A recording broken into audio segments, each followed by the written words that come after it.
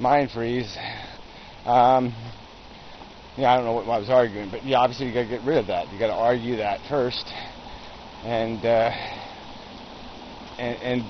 what you have to argue that first with is some sort of argument too.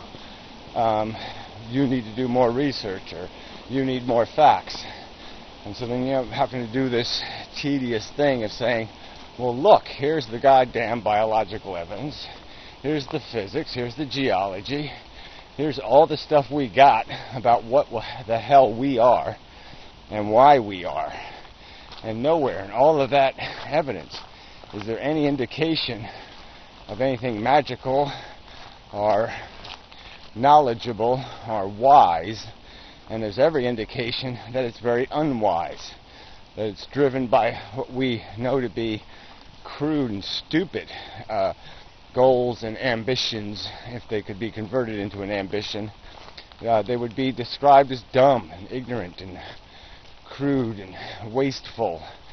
Nature's preposterously wasteful, and that is certain evidence.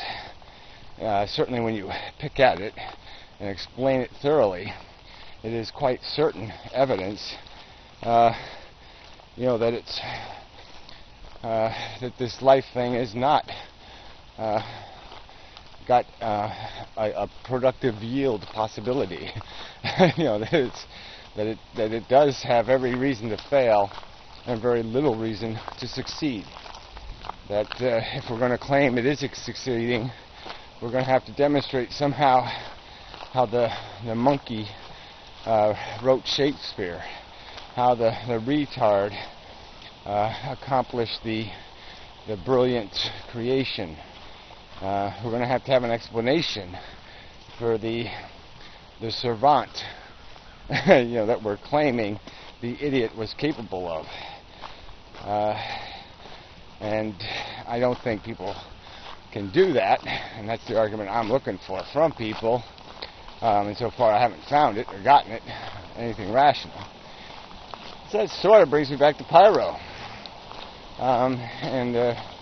I guess the video that's on the Amendum channel, the what the fuck, and the fact of what's the problem with our communication, is that we're sort of stuck now, where I'm sort of demanding, well, until you give me some reason, some intellectual, logical explanation for your perception of purpose, then any indication that the default aspiration of the human race should be perpetuation, for this foreseeable future. Just keep grinding the wheels, keep walking into the dark room, keep opening doors you don't know what the hell's behind,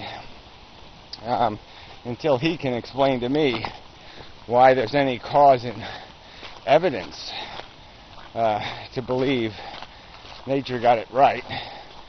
Then we just don't have anything to talk about, because he's going to keep presuming there's a positive result or a possibility of a positive result to this value equation, and he's going to keep relying on that mere 1 in a million or 1 in 10,000 or whatever the number might be in his head probability or possibility of some positive result. He's just going to keep on saying, well, keep playing the lottery, because theoretically you could win.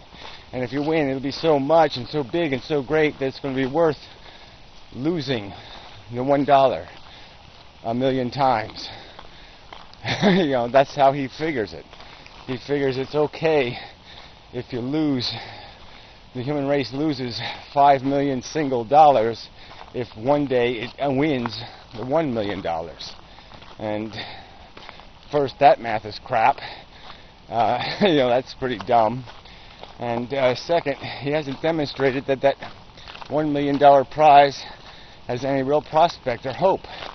So it's like buying 5 million lottery tickets for a lottery run by somebody you have no confidence is going to pay the money. No guarantee whatsoever.